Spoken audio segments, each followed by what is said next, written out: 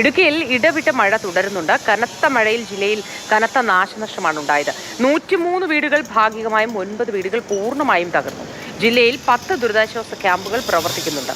അപകട സാധ്യതയുള്ള മേഖലകളിൽ നിന്നും ആളുകൾ മാറി താമസിക്കാൻ കർശന നിർദ്ദേശം നൽകിയിട്ടുണ്ട്. ജെയിനിസ് രാജു നമുക്കൊപ്പമുണ്ട്. Jain, good morning.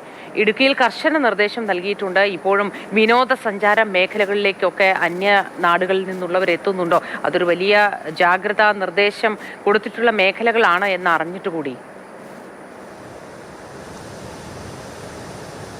മോത്തി, വിനോദസഞ്ചാര കേന്ദ്രങ്ങൾ 2 ദിവസത്തേക്ക് അടച്ചിരിക്കുകയാണ്. ഇന്നലെ വൈകുന്നേരമാണ് ഇത് സംബന്ധിച്ച ഉത്തരവ് ഇറങ്ങിയത്. കഴിഞ്ഞ രാത്രിയും അതോടൊപ്പം തന്നെ ഇന്നും പൂർണ്ണമായും വിനോദസഞ്ചാര പ്രവർത്തനങ്ങൾ നിർത്തിവെക്കാനാണ് ജില്ലാ കളക്ടർ ഉത്തരവിട്ടിരിക്കുന്നത്. തീർച്ചയായിട്ടും അത് ആളുകൾ ഇങ്ങോട്ട് വരുന്നതിൻ്റെ എണ്ണം കുറയ്ക്കും എന്ന് തന്നെയാണ് പ്രതീക്ഷിക്കുന്നത്. കഴിഞ്ഞ ദിവസവും ഇത്തരം ഒരു പ്രത്യേക സാഹചര്യം നിലനിൽക്കുമ്പോൾ പോലും കൂടുതൽ വിനോദസഞ്ചാരികൾ ജില്ലയിലേക്ക് എത്തിയിരുന്നു. അത് നമ്മൾ ഇന്നലെ റിപ്പോർട്ട് ചെയ്തതുമാണ്. ജില്ലയെ സംബന്ധിച്ച് കഴിഞ്ഞ ദിവസങ്ങളുമായി താരതമ്യം ചെയ്യുമ്പോൾ മഴയിൽ അല്പം കുറവുണ്ടായിട്ടുണ്ട്. ഇടവിട്ട ശക്തമായ മഴ അപ്പോഴും പെയ്യുന്നുണ്ടെങ്കിൽ പോലും കഴിഞ്ഞ ദിവസങ്ങളുമായി താരതമ്യം ചെയ്യുമ്പോൾ അത് കുറവാണ് എന്ന് തന്നെ പറയേണ്ടി വരും. 4 ഡാമുകളാണ് ഇടുക്കി ജില്ലയിൽ തുറന്നിരിക്കുന്നത്. എൻ്റെ പിന്നിൽ കാണുന്ന മലങ്കര ഡാം, അതോടൊപ്പം തന്നെ കല്ലാർകുട്ടി, പാംബ്ള, പൊന്മുടി. ഏറ്റവും ഒടുവിൽ പൊന്മുടി ഡാമാണ് തുറന്നത്. പുഴയുടെ തീരത്ത് താമസിക്കുന്ന ആളുകളുണ്ട്. പന്നിയാർ പുഴ, അതോടൊപ്പം തന്നെ മുതിരപ്പുഴയാറ്, പെരിയാറ്, മൂവാറ്റുപുഴ, തൊടുപുഴ ആറുകളുടെ തീരത്ത് താമസിക്കുന്നവർ ജാഗ്രത പാലിക്കണമെന്ന നിർദ്ദേശം നേരത്തെ തന്നെ ഉണ്ട്. അതോടൊപ്പം തന്നെ ഏറ്റവും വലിയ പ്രതിസന്ധി ജില്ലയെ സംബന്ധിച്ച് ഉണ്ടായിരിക്കുന്നത് മരം വീണുണ്ടാകുന്ന അപകടങ്ങളും അതോടൊപ്പം തന്നെ മണ്ണിടിഞ്ഞുണ്ടാകുന്ന അപകടങ്ങളുമാണ്.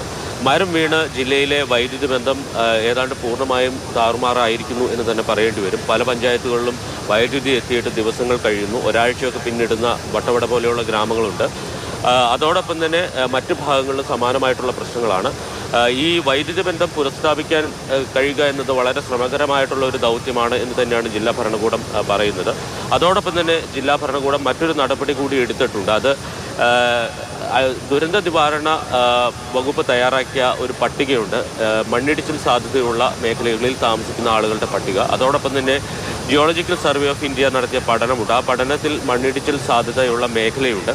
ഈ 2 വിഭാഗത്തിൽപ്പെടുന്ന പ്രദേശത്ത് താമസിക്കുന്ന ആളുകളോട് മാറി താമസിക്കണമെന്ന് നേരത്തെ തന്നെ പറഞ്ഞതാണ്. അങ്ങനെ തയ്യാറാവാത്തവരെ ഒഴിപ്പിക്കുന്നതടക്കം, ബലപ്രയോഗിച്ച് ഒഴിപ്പിക്കുന്നതടക്കമുള്ള നടപടികളിലേക്ക് പോകാൻ ജില്ലാ കളക്ടർ നിർദ്ദേശം നൽകിയിട്ടുണ്ട്.